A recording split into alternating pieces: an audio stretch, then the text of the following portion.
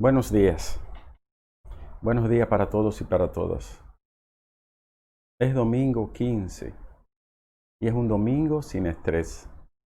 Un domingo más light, más kitsch, más naif. Un domingo más suave. Gracias por acompañarnos siempre y compartir con nosotros, por suscribirse y por darle like a cada uno de estos pequeños conversatorios que hacemos con ustedes. Hoy les voy a hablar de un tema que centra mucho la atención de todos, no solo de los dominicanos, ¿no? de la civilización de este tiempo. Pero quiero hablarle en términos un poco técnicos y luego vamos a allanar en estos minutos breves, allanar la interpretación de este factor que causa tanta preocupación en la gente, la violencia. ¿De dónde viene la violencia? ¿Qué empuja la violencia? ¿Qué hace que algunas personas sean violentas y que todos tengamos una dosis de violencia que está de alguna forma incubada y se destapa en momentos específicos? Para la religión es el pecado original.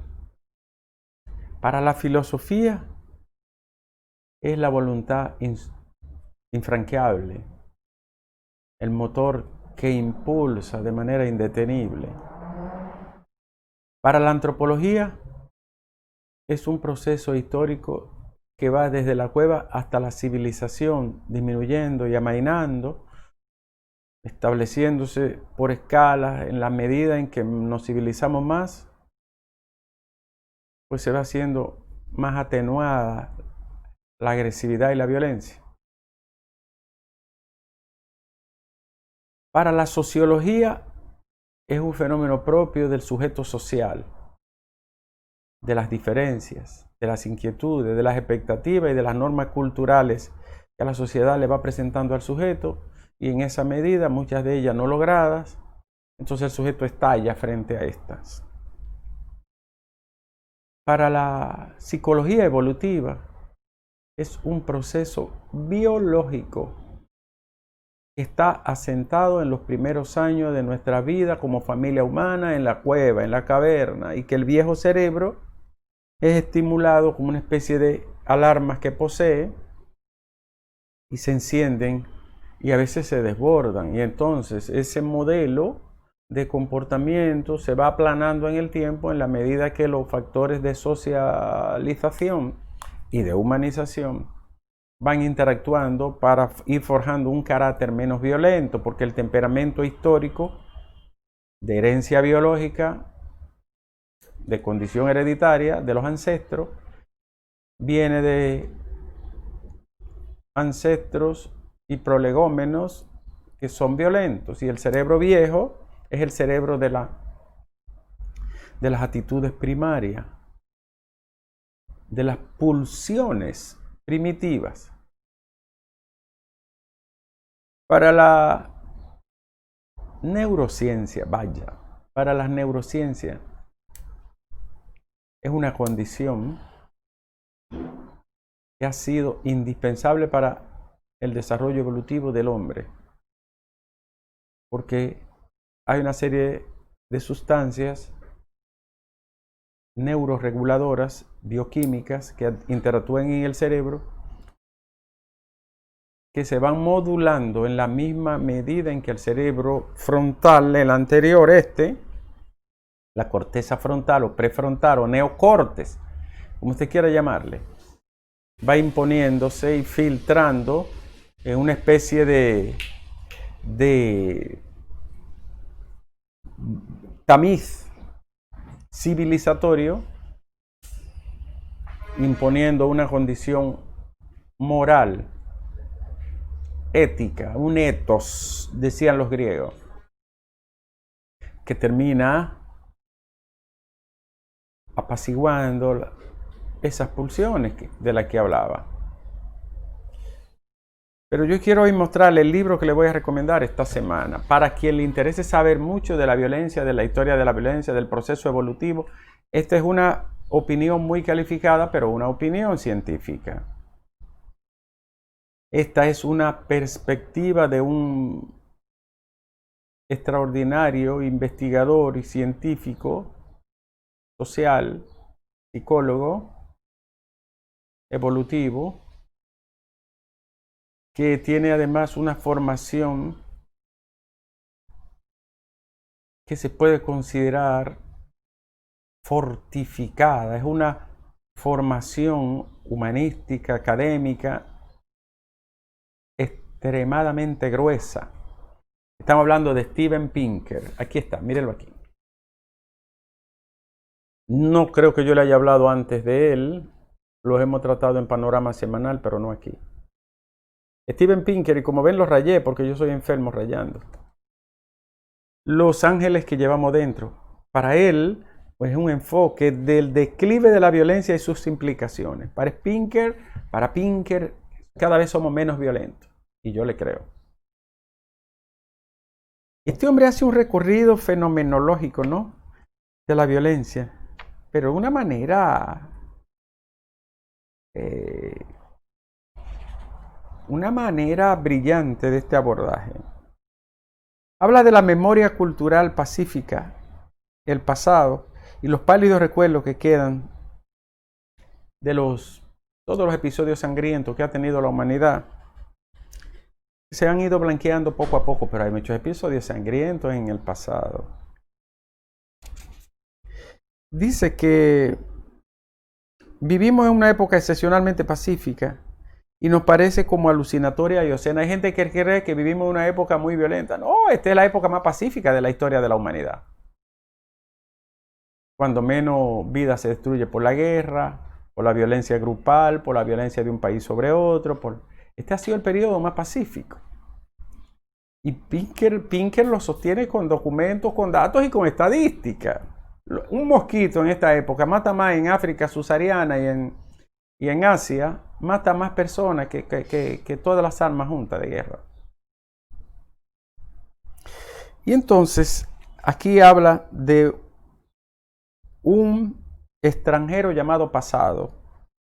Y parte del año 8000 antes de Cristo. Señores, se ha producido un descubrimiento en los Alpes tiroleses cuando dos excursionistas tropezaron con un cadáver que asomaba de un glaciar y que se estaba derritiendo. Dice que a primera vista se veía como que había muerto ese hombre de un accidente. Pero al final, cuando se analiza de cerca y entran los científicos, los antropólogos forenses, los médicos, los arqueólogos, se dan cuenta que este hombre viene del período neolítico y que había vivido 5000 años. 5000 años. Pero no quiero alargar esta introducción, solo le estoy haciendo esta narrativa para que sepan que el llamado Ötzi o el hombre de hielo se descubrió cuando se hace el análisis completo, forénsico, ¿no? De su anatomía que se había conservado por el frío, porque es un glaciar. Murió con una flecha en el hombro. Congelado, había sido asesinado. La policía científica del Neolítico sacó a la luz. La policía científica del Neolítico, todas las evidencias que el cadáver va hablando. Tenía cortes no curados en la mano y herida en el pecho y en la cabeza. Y el ADN se detectaba un rastro de sangre de otra persona, una de las cuales se encontró en la punta de la flecha que tenía Ötzi. O sea, le hirió a alguien también. Fue un pleito. Y de una tercera en el puñal, porque él tenía un puñal también. Había otra muestra de sangre que era diferente a las dos pruebas de ADN, tanto a la de Ötzi como a la otra persona. Oigan lo que llega a la ciencia, ¿no? Es una belleza. En fin, y una cuarta prueba de sangre en la capa. Le cayeron 4 o 3 a Ötzi, el hombre de hielo. Se topó con una tribu vecina, es la conclusión. Y mató a un hombre con una flecha, la recuperó, le quitó la vida a otro hombre, volvió a recuperar la flecha, cargó a la espalda a un compañero herido y finalmente fue derribado por una flecha de uno de los enemigos que los atacó. Ötzi, con T, el hombre de hielo. Pinker hace muchos episodios narrativos así. Esto es para uno deleitarse. Claro, es un libro grande, monumental, y uno lo lee por partes. Yo lo busco por capítulo, no lo llevo en orden así, lineal, sino por capítulo. Déjame ver qué significa esto, qué significa aquello, porque tiene 1140 páginas. Pero le digo que de ahí ustedes se van a deleitar conociendo la historia de la humanidad. ¿Cuántos episodios de violencia hemos vivido? Por ejemplo, él dice, miren, un momento que el mundo duró 30 años peleando. El mundo europeo. La guerra de los 30 años. Y ni hablar anterior a esto de Esparta y Grecia, la guerra del Peloponeso, las guerras púnicas entre los griegos y los persas. Eso fue una inmensidad. Y luego fueron 200 años. Y la guerra del Peloponeso, larguísima también, entre Esparta y Atenas. Y eso era muerto y muerto y muerto. Y finalmente la guerra de los 100 años, por ejemplo, en Europa. ¿Sabes lo que significa 100 años peleando? Los francos y los hermanos, principalmente, 100 años disputándose trono y peleando por pedazos de tierra, por una reina, por un ducado, por una religión. Siempre guerras religiosas. Y entonces, la guerra de los 30 años, que terminó en 1648, que es donde surge el Estado Nacional moderno y se establecen las primeras fronteras en el mundo después de la caída, ¿no? del Imperio Romano en Oriente, 1453, 1452, que es el fin de la Edad Antigua, de la Edad Media más bien, de la Edad Media, perdón. Bueno, al final, entonces, ¿en qué concluimos con la violencia? El cerebro humano es cada vez menos violento porque es cada vez más entrenado, más civilizatorio y se imprimen en él menos rasgos de la violencia física a la que tanto tememos y que produce tanto daño. Pero hay una zona donde se produce la violencia en el cerebro y me voy ahora a centrar solo en la neurobiología, en la neurocriminología, sí. Así es. Los estudios del cerebro cada vez más avanzados con los aparatos, con las imágenes, por ejemplo, una resonancia magnética con positrones, una resonancia magnética con fotones. Es una cámara súper perfecta que puede ver miles de veces más que una cámara normal. Miles de veces. Y puede ver el cerebro trabajando, ¿no? En el momento que estamos pensando, actuando, queriendo, decidiendo. Señores, una de las miradas que hace Pinker a esa parte es cómo el cerebro humano ha ido forjándose, puliéndose cada vez para ser menos violento. Le voy a poner un ejemplo de la psicología tradicional. Cada vez los padres dan menos pelas violentas a los hijos. Casi a todos nosotros fuimos la última generación a la que le dieron pelas, sus pelas. Pero antes de nosotros eran unas verdaderas pelas. Y antes de los que estaban antes de nosotros eran castigos bestiales. Y si sigue hacia atrás, te va a encontrar que hubo un momento de la historia humana que los niños, por ejemplo, que eran hijos de esclavos o producto de un contubernio o producto de un... ¿Cómo se llama cuando se juntan dos que no se casan? Eso es lo que están juntos nada más. En el bajo imperio romano, el contubernio era el matrimonio entre un esclavo y un liberto. Uno que estaba libre y otro que no. Pero venía el concubinacio, que de donde viene concubinato, era cuando se casaban, cuando se juntaban dos que estaban libres pero no se casaban formalmente. En ese periodo de la vida, señores, hubo un momento que los niños que eran hijos de cualquier producto de eso se vendían junto con los chivos, las cabras, las vasijas. Y había una columna para esos niños que nacían de esa relación. Esa columna le llamaban columna lactaria, columna de lactantes. Y lo vendían ahí junto con las mujeres también, porque no tenían derecho. Y fuimos avanzando en el tiempo hasta que hemos reconocido los derechos de los niños. Todos hemos tenido que inventarlo artificialmente. Lo que le iba a decir del cerebro es que se ha encontrado que las personas que tienen menos oxitocina, menos empatía, son los que tienen la tendencia a ser más agresivos fácilmente. ¿Y dónde se produce la oxitocina? Ahí en la hipófisis. Es una glándula que se llama oxitocina, que es la misma que se usa artificialmente para producir las contracciones uterinas en las mujeres cuando están en labor de parto y queremos acelerar para que el niño salga, el producto salga. ¿Y qué pasa entonces con los que tienen menos oxitocina? Son menos afectivos, menos sociables, menos empáticos. Vamos a decir en forma, entre comillas, menos humanos, en términos menos humanizantes. ¿Y quién tiene la oxitocina? Todas las especies que se arrastran y se mueven tienen oxitocina. Desde una hormiga hasta un elefante. ¿Y cuál es la comunidad que muestra más empatía? Las hormigas.